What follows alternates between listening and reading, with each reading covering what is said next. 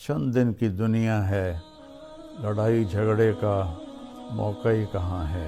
ہم اپنے دلوں کو صاف کر کے لڑے ہوئوں سے صلح کر لیں، معاف کر لیں۔ آپ کے رب کی بہت بڑی رحمت آپ پہ نازل ہوئی تو آپ نرم ہو گئے اپنی امت کے لیے۔ اگر آپ کی زبان کا بول سخت ہوتا اور مزاج میں شدت ہوتی تو ان کے بارے میں اللہ کہہ رہا ہے یہ سارے بھاگ جاتے، آپ کو چھوڑ جاتے۔ میرے اللہ نے فرعون کے پاس موسیٰ علیہ السلام کو بھیجا۔ فرعون سے بڑا مجرم شاید ہی کوئی ہو جس نے کہا انا ربکم الاعلی۔ تو اللہ نے دونوں بھائیوں سے فرمایا فقولا لہ قولا لینا، کہ موسیٰ ہارون فرعون کے ساتھ نرم لہجے میں بات کرنا۔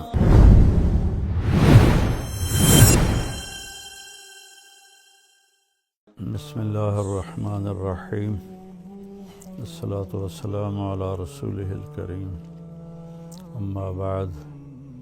میرے محترم بھائیوں بہنوں، عزیزوں، بچوں بچیوں، السلام علیکم ورحمۃ اللہ وبرکاتہ۔ رمضان روزہ بہت بڑا عمل ہے۔ اللہ تعالیٰ نے فرمایا کہ روزے کا بدلہ میں خود ہوں، اور ایک جگہ فرمایا کہ میرے نبی نے کہ کوئی جانتا ہی نہیں ہے کہ روزے کا ثواب اللہ نے کیا رکھا ہے۔ تو اللہ ہمیں توفیق دے روزے رکھنے کی۔ تو اس سے پہلے ہم اپنے دلوں کو صاف کر لیں۔ کسی کی نفرت ہے اس کو صاف کر دیں، بغض ہے، حسد ہے، کینہ ہے۔ کینہ ہوتا ہے کسی کو نقصان پہنچانے کی نیت، یہ بغض سے زیادہ بڑی چیز ہے۔ تو اس قسم کی جتنے بھی ہمارے دل میں منفی چیزیں ہیں، یہ ہم اللہ سے مانگ کے اپنے دل کو صاف کر دیں تاکہ ہمارے روزے قبول ہوں۔ اور خاص طور پر اگر ماں باپ کی نافرمانی ہے تو رمضان میں اس کی بخشش نہیں ہوتی۔ ماں باپ کے پاؤں پکڑ کے معافی مانگ لیں۔ اگر شراب کی عادت ہے تو شرابی کی بھی بخشش نہیں ہوتی، توبہ کر لے تو سب معاف ہے۔ تو اس سے بھی ہم توبہ کریں۔ اور رشتہ داروں سے برا سلوک ہے تو اس سے بھی ہم توبہ کریں اور ان سے ملیں، جا کر جھک جائیں۔ اور جھک جانے میں اللہ نے عزت رکھی ہے۔ اور کسی کے بارے میں دل میں کینہ ہے، یعنی اس کو نقصان پہنچانے کی نیت اور ارادہ ہے، اس سے بھی توبہ کریں تو انشاءاللہ ہمارے روزے اللہ کی بارگاہ میں قبول ہوں گے۔ آخری رات اللہ فرماتے ہیں کہ دن کے روزے اور رات کے قیام کی وجہ سے میں نے ان کے سارے گناہ معاف کر دیے۔ اور اللہ تعالیٰ نے ہر امت پہ روزہ فرض کیا ہے۔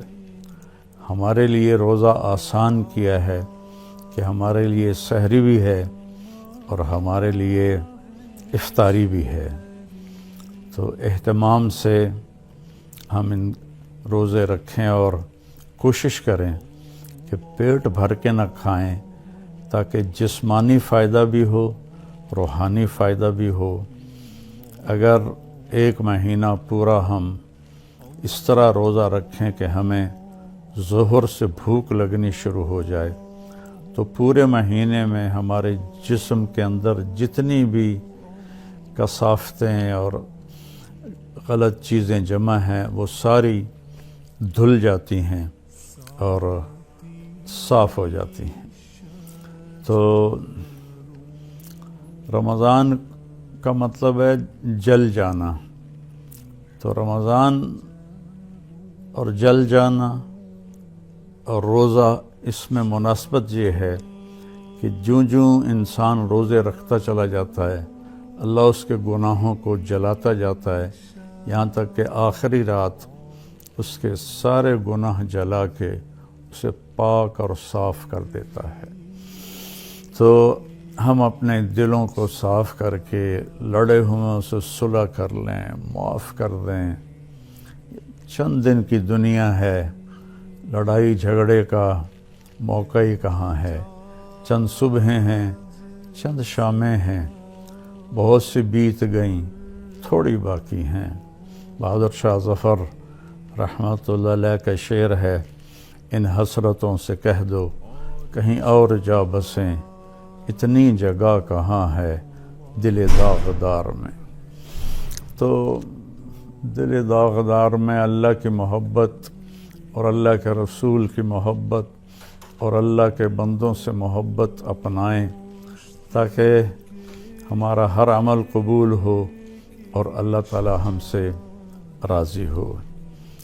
اور دوسری بات یہ ہے مالدار حضرات کے لیے کہ زکوٰۃ کا تو ضرور اہتمام فرمائیں، بہت غربت ہے اور بہت مہنگائی ہے، ہمارے گناہوں کی سزا ہے کہ مہنگائی کا عذاب ہے ہمارے اوپر۔ جو اللہ ہی ٹالے تو ٹالے، تو ہم سب اللہ کی بارگاہ میں توبہ کریں اور کھل کے مال خرچ کریں، زکوٰۃ بھی دیں، زکوٰۃ سے بڑھ کر بھی دیں، اور ڈھونڈ ڈھونڈ کر خاص طور پر ان لوگوں کو جو سوال نہیں کرتے اور گھر میں فاقہ ہے، انہیں تلاش کر کر کے ہم اپنا مال خرچ کریں کہ جو ہم نے خرچ کر دیا وہ ہمارا ہو گیا، جو ہم نے بچا کے جمع کر لیا وہ مرتے ہی پرایا ہو گیا، پتہ نہیں اولاد کا ہے یا کس کا ہے۔ تو زیادہ سے زیادہ اللہ کے نام پر مال خرچ کریں، غریبوں کو ان کو ڈھونڈ کر، مریضوں کو، روزہ رکھنے والے روزہ رکھ نہیں سکتے ان کو ان کی امداد کریں۔ ہماری فاؤنڈیشن بھی اس میں بہت اللہ کے فضل سے کام کر رہی ہے، تو ہمارا بھی کچھ تعاون فرمائیں فاؤنڈیشن کا، تو اللہ تعالیٰ آپ کے اس مال کو جہنم سے بچاؤ کا ذریعہ بنائے گا۔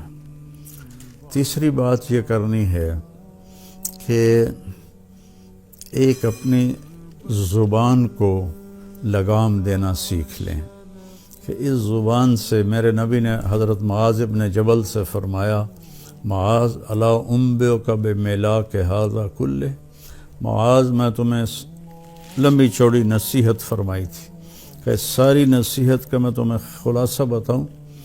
انہوں نے کہا اجل یا رسول اللہ، ضرور یا رسول اللہ۔ تو فاحوی باصبعیہ الی لسانہ، تو اپنے زبان کو باہر نکالا اور یوں کینچی بنائی اور اس کو یوں پکڑا، اور پھر فرمایا کف ھذا، اے معاذ اپنی زبان پہ قابو رکھنا۔ وہ کہنے لگے یا رسول اللہ انؤاخذ بما نقول، جو ہم بولتے ہیں اس کا بھی حساب ہے؟ تو آپ نے فرمایا سکلت کا امک یبن جبل، ارے جبل کے بیٹے تیری ماں تجھے روئے۔ وَهَلْ يَكُبُّ النَّاسَ فِي نَارِ جَهَنَّمَ إِلَّا حَصَائِدُ أَلْسِنَتِهِمْ، تمہیں پتہ ہے سب سے زیادہ جہنم میں دھکا دینے والی یہ زبان ہوگی، اس کا گندا بول، گالی گلوچ، غیبت، جھوٹ، بہتان، نفرت کے انداز میں بولنا، حقارت کے انداز میں بولنا، ملازموں کے ساتھ گالی گلوچ کرنا، آپس میں گالی گلوچ کرنا، اور خاص طور پر میں جو حضرات یوٹیوب پر بیٹھ کے دین کے درس دے رہے ہیں ان کے آگے ہاتھ جوڑتا ہوں، اللہ کے واسطے اپنی زبان ٹھیک کرو، اپنی زبان ٹھیک کرو، اپنی زبان ٹھیک کرو۔ ایسے میرے نبی کے بارے میں آتا ہے ما کان فاحشا متفحشا، میرے نبی کبھی بھی بدخوئی اور بد کلامی کرنے والے نہیں تھے، اور میرے اللہ نے فرمایا فَبِمَا رَحْمَةٍ مِّنَ اللَّهِ لِنْتَ لَهُمْ وَلَوْ كُنْتَ فَظًّا غَلِيظَ الْقَلْبِ لَانفَضُّوا مِنْ حَوْلِكَ، میرے محبوب آپ کے رب کی بہت بڑی رحمت آپ پہ نازل ہوئی تو آپ نرم ہو گئے اپنی امت کے لیے۔ اگر آپ کی زبان کا بول سخت ہوتا اور مزاج میں شدت ہوتی تو لنفضوا، افراتفری میں جب لوگ بھاگتے ہیں نا تو اس کو انفزاز کہتے ہیں۔ جیسے کہیں کوئی دھماکہ ہو جائے تو لوگ افراتفری میں بھاگتے ہیں جدھر جس کا منہ ہوتا ہے۔ تو اللہ تعالیٰ فرما رہے ہیں یہ صحابہ جن کے بارے میں اللہ نے کہا کُلًّا وعد اللہ الحسنی، میرے محبوب تیرے صحابہ کے لیے تیرے رب کا جنت کا وعدہ ہے، اور جن کے لیے حسنہ کا وعدہ ہے ان کے لیے دوسری آیت کہتی ہے ان الذین سبقت لهم من الحسنی اولئک عنہا مبعدون، جن کے لیے ہم نے حسنہ کا وعدہ کر دیا وہ جہنم سے بہت دور ہیں، لا یسمعون حسیسہا، وہ اس کی آہٹ بھی نہیں سنیں گے، وہم فی ما اشتہت انفسہم خالدون، اور وہ جنت کی من چاہی نعمتوں میں ہمیشہ کی زندگی گزاریں گے۔ یہ ٹائٹل، یہ اعزاز، یہ خوشخبری صرف میرے نبی کے صحابہ کے لیے، چاہے وہ مہاجرین سابقین اولین ہوں، چاہے وہ درمیان والے ہوں، چاہے وہ طلقاء ہوں جو مکہ پہ ایمان لائے فتح مکہ پر، سب کے لیے میرے اللہ نے جنت کا وعدہ فرمایا۔ تو ان کے بارے میں اللہ کہہ رہا ہے یہ سارے بھاگ جاتے آپ کو چھوڑ جاتے۔ تو بھائیو اکثر جو میں تو سنتا ہی نہیں ہوں، میرے سر میں درد رہتا ہے، لیکن کبھی کبھار کان میں پڑ جاتی ہے بات تو اتنا شدید لہجہ ہوتا ہے اور اتنا حقارت آمیز لہجہ ہوتا ہے اور اتنا نفرت سے بھرا ہوا ہوتا ہے، خاص طور پر مذہبی معاملات میں اور اختلافی مسائل میں۔ اس قدر وہ آتش فشاں پہاڑ بن جاتے ہیں کہ ان کے منہ سے آگ نکلتی ہے۔ تو میرے نبی کی زندگی سیکھو کہ آپ نے کس طرح نرم رویے سے عرب کے سارے بت پرستوں کو رام کیا، اور اللہ تعالیٰ نے فرمایا کہ جاہد الکفار والمنافقین واغلظ علیہم، ان کے ساتھ آپ جہاد کریں، منافق اور کفار کے ساتھ، اور ان پر شدت اختیار کریں۔ لیکن آپ دیکھیں سیرت النبی میں کہ آپ نے عبداللہ بن ابی کو بھی کبھی برا نہیں فرمایا اور منافقین کو بھی کبھی برا نہیں فرمایا، اور آپ کی زبان سے کسی کے لیے دکھ بھرا بول نہیں نکلا۔ تو میں سارے بھائی بہنوں سے کہتا ہوں یہ وبا، یہ بلا ہمارے گھروں میں ہے، عورتوں میں ہے، مردوں میں ہے۔ صرف خطیبوں کی بات نہیں کر رہا، خطیب چونکہ ممبر پہ لوگوں کو خطاب کر رہا ہوتا ہے یا وہ یوٹیوب پہ لوگوں کو خطاب کر رہا ہوتا ہے، تو اس کی زبان میں اگر زہر ہو تو وہ کیا دین کا کام کر رہا ہے؟ وہ کوئی اور ہی کر رہا ہے، دین کا کام نہیں کر رہا ہے۔ میرے اللہ نے فرعون کے پاس موسیٰ علیہ السلام کو بھیجا۔ فرعون سے بڑا مجرم شاید ہی کوئی ہو جس نے کہا انا ربکم الاعلی۔ تو اللہ نے دونوں بھائیوں سے فرمایا فقولا لہ قولا لینا، کہ موسیٰ ہارون فرعون کے ساتھ نرم لہجے میں بات کرنا۔ آپ اپنے اختلاف کو ظاہر کریں، لیکن اوروں کے یہ نفرت کا بول اور حقارت کا بول یہ اللہ کے ہاں بالکل پسندیدہ نہیں، اور اس بول میں، اس لہجے میں بات کرنا یہ کوئی دین کی بات نہیں ہے، یہ نفس کی شرارت ہے۔ تو میری آپ سے گزارش ہے میٹھا بول بولیں، اگلے کو عزت دیتے ہوئے اختلاف رائے کریں، نہ کہ نفرت و حقارت کے شعلے برساتی ہوئی زبان ہو اور اگلوں کا دل چیر کے رکھ دے، اور سارے گھر میں مستورات اور مرد سب سے کہتا ہوں کہ اپنی زبان کے بول کو میٹھا کر لیں، اپنے نوکروں نوکرانیوں کے ساتھ خاص طور پر درگزر اور نرمی کا معاملہ کریں، سختی کا معاملہ نہ کریں۔ ایک صحابی نے آ کر کہا، یا رسول اللہ، میرا خادم ہے، غلام، وہ غلط کام کرتا ہے تو میں اس کی پٹائی کرتا ہوں، تو اس کا کیا معاملہ ہوگا آخرت میں؟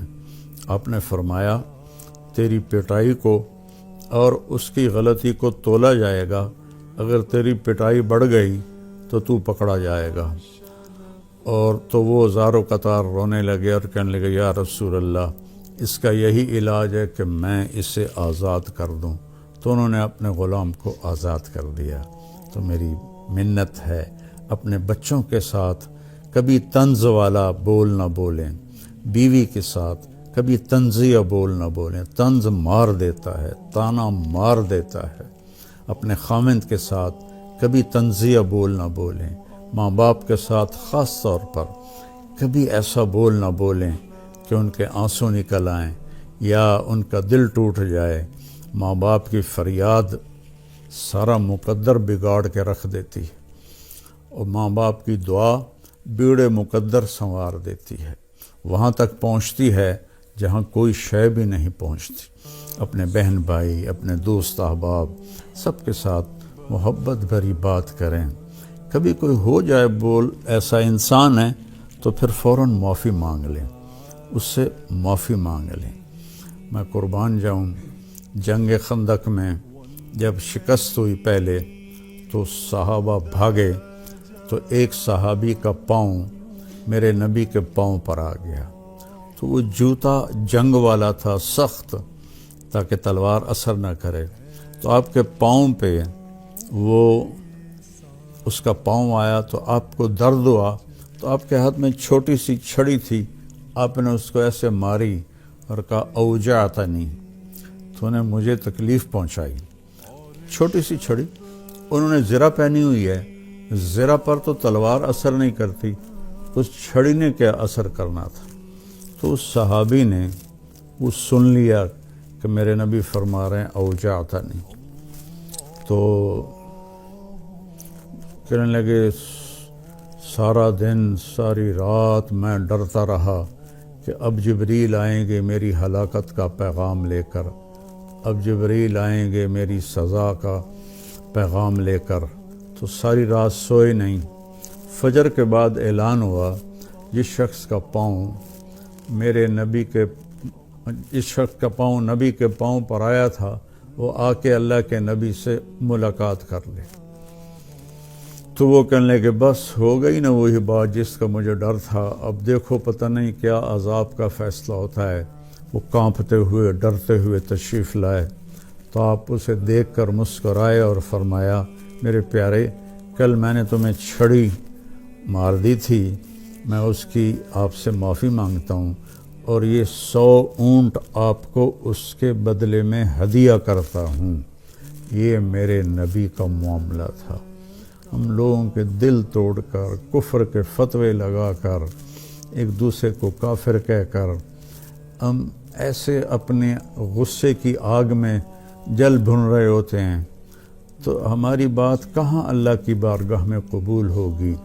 تو بھائیو، اختلاف کے بھی آداب سیکھو، اختلاف رائے کے بھی آداب سیکھو، اور بولنے کے بھی آداب سیکھو کہ ماں باپ سے کیسے بولنا ہے، بیوی سے، بچوں سے، خامن سے، بہن بھائیوں سے، اپنوں سے، غیروں سے۔ کوئی ایسا بول نہ نکلے۔ ابو دجانہ رضی اللہ تعالیٰ عنہ بہت بڑے صحابی ہیں، تو وہ فرمانے لگے ایک دن کہ میں تمہیں بتاؤں، میری بخشش کا سب سے بڑا عمل یہ ہے کہ میری زبان سے کسی کو دکھ نہیں پہنچا اور میرے دل میں کسی کے لیے نفرت نہیں ہے۔ تو یہی 2 باتیں سارا معاشرہ اپنا لے، اور خاص طور پر جو ممبروں پر، یوٹیوب پر لوگوں کو دین سنا رہے ہیں، وہ خاص طور پر اس کو اپنائیں، ایک اچھی مثال پیش کریں، ایک اچھی مثال پیش کریں۔ گالم گلوچ اور بد زبانی میرے اللہ کی بارگاہ میں ہرگز قبول نہیں ہے، اور کسی سے ناراض ہیں تو اس کو معاف کر دیں، کوئی آپ سے ناراض ہے تو اس سے جا کے معافی مانگ لیں، تو ہمارے روزے انشاءاللہ قبول ہو جائیں گے۔ جو ہی رمضان آتا ہے تو تراویح پہ مناظرے شروع ہو جاتے ہیں۔ میں ایسے ہی یوٹیوب دیکھ رہا تھا تو وہ ایک سامنے آیا، 20 تراویح پڑھنے والوں کو چیلنج۔ او بھائی اللہ کے واسطے یہ چیلنج اپنے پاس رکھو۔ حضرت عمر رضی اللہ تعالیٰ عنہ نے 8 تراویح کا بھی حکم دیا ہے، صحیح حدیث ہے، اور آپ نے 20 تراویح کا 3 وتر کے ساتھ حکم دیا ہے، صحیح حدیث ہے۔ کوئی اس پہ عمل کر لیتا ہے، کوئی اس پہ عمل کر لیتا ہے، دونوں ٹھیک ہیں۔ باقی یہ نوافل ہیں، کوئی 20 پڑھو، 40 پڑھو، اہل مدینہ 40 پڑھتے تھے۔ یہ تراویح کا لفظ کہاں سے آیا کہ اہل مکہ 4 رکعت پڑھتے تھے پھر ایک طواف کرتے تھے؟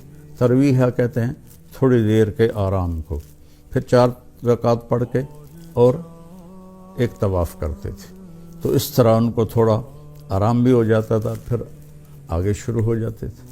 مدینے والوں کو پتہ چلا کہ مکے والے تو ہر 4 تراویح کے بعد طواف کرتے ہیں، تو ہم کیا کریں؟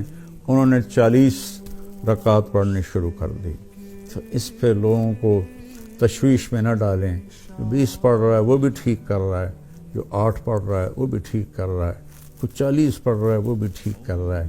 یہ قیام اللیل ہے، اللہ تعالیٰ کے نبی نے 3 دن صرف کیا، اس کے بعد نہیں کیا۔ ہم تو سب پورا مہینہ کرتے ہیں، اس کو حضرت عمر رضی اللہ تعالیٰ عنہ نے جاری فرمایا، اور دونوں صحیح روایات ہیں، 8 کی بھی 3 رکعت 11، اور 20 کی بھی اور 3 رکعت وتر۔ تو کثرت سے تلاوت کریں قرآن کی۔ بخاری شریف کی روایت ہے، کانا رسول اللہ صلی اللہ علیہ وسلم اجود الناس، اللہ کے نبی سب سے زیادہ سخی تھے۔ وَأَجْوَدُ مَا يَكُونُ فِي رَمَضَانَ حِينَ يَلْقَاهُ جِبْرِيلُ يَأْتِيهِ كُلَّ لَيْلَةٍ فَيُدَارِسُهُ الْقُرْآنَ، اور رمضان میں آپ بہت زیادہ سخی ہو جاتے تھے جب جبریل آتے تھے۔ روزانہ رات کو آپ جبریل کے ساتھ قرآن کا دور فرماتے تھے۔ تو یہ واحد نبی ہیں جن کے پاس اتنی کثرت سے جبریل تشریف لائے، ہر رات تشریف لاتے تھے۔ میرے نبی کو 9 رمضان ملے، تو ہر رات کو، اور آخری رمضان میں 2 دفعہ آتے تھے، 2 دفعہ قرآن کا دور ہوا آپ کا جبریل کے ساتھ۔ اور فرمایا ولا رسول اللہ صلی اللہ علیہ وسلم اجود بالخیر من رمضان من الریح المرسلہ، کہ اللہ کے نبی رمضان میں جبریل کے ملنے پر تیز ہوا سے بھی زیادہ آپ کی سخاوت ہوتی تھی۔ تو میں مالداروں سے کہتا ہوں سخی بنیں، صرف زکوٰۃ دے کے مطمئن نہ ہوں، زکوٰۃ سے اوپر بھی خرچ کریں، اللہ آپ کا رزق بڑھائے گا۔ اللہ مجھے آپ کو توفیق نصیب فرمائے۔ السلام علیکم ورحمۃ اللہ وبرکاتہ۔